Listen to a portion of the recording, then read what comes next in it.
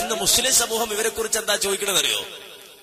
ഇവർ അഹ്ലുസുന്നത്തി വൽ ജമാഅത്താണോ, ഇവര് സമസ്തയാണോ, ഇവര് സുന്നിയാണോ, അതോ വഹാബിയാണോ എന്നൊന്നും അല്ല.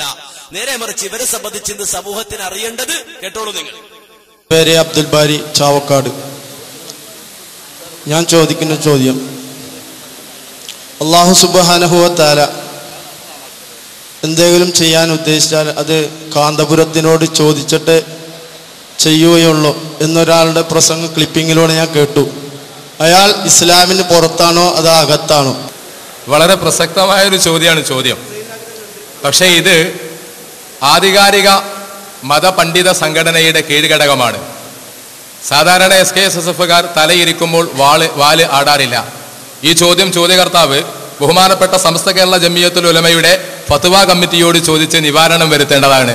ആള് കുഫറിലേക്കും മുർത്തത്തിലേക്കും പറയുന്ന കാര്യമായതുകൊണ്ട് അത് ബഹുമാനപ്പെട്ട സമസ്ത കേരള ജമിയത്തുൽ ഉലമയുടെ ഫത്വ കമ്മിറ്റിയോട് ചോദിച്ച് അവർ ഇസ്ലാമിന്റെ പുറത്താണോ അകത്താണോ എന്ന് തെര്യപ്പെടുത്തേണ്ടതാണ്. കണ്ടോ, അഹ്ലുസുന്നത്തി വൽ ജമാഅത്താണോ അല്ലേതല്ല ചർച്ച.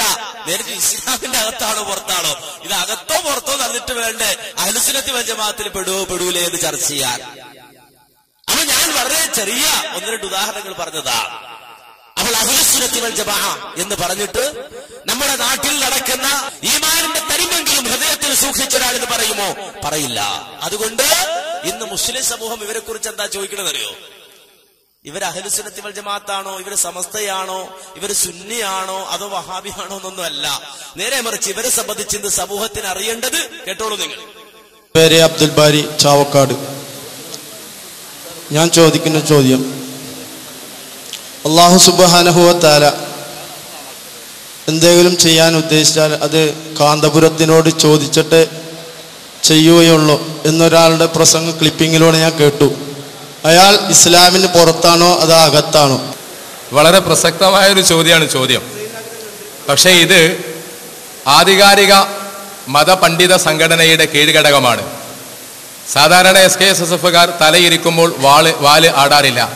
ഈ ചോദ്യകർത്താവ് ബഹുമാനപ്പെട്ട സമസ്ത കേരള ജമിയത്തുൽ ഉലമയുടെ ഫത്വ കമ്മിറ്റിയോട് ചോദിച്ച് നിവാരണം വരുത്തേണ്ടതാണ്.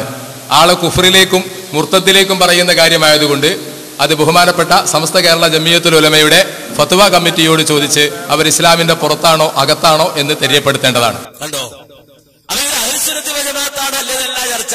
നേരിട്ട് ഇസ്ലാമിന്റെ അകത്താണോ പുറത്താണോ, ഇത് അകത്തോ പുറത്തോ തന്നിട്ട് വേണ്ടേ അഹ്ലുസുന്നത്തി വൽ ജമാഅത്തിൽ പെടൂലേ എന്ന് ചർച്ച ചെയ്യാൻ. അപ്പൊ ഞാൻ വളരെ ചെറിയ 1-2 ഉദാഹരണങ്ങൾ പറഞ്ഞതാ. അപ്പോൾ അഹ്ലുസുന്നത്തി വൽ ജമാഅ എന്ന് പറഞ്ഞിട്ട് നമ്മുടെ നാട്ടിൽ നടക്കുന്ന തലപ്പാവുധാരികളിൽ ബഹുഭൂരിപക്ഷത്തിന്റെയും അവസ്ഥയാണ് ഇപ്പോൾ വിശദീകരിച്ചത്. സമൂഹത്തിന്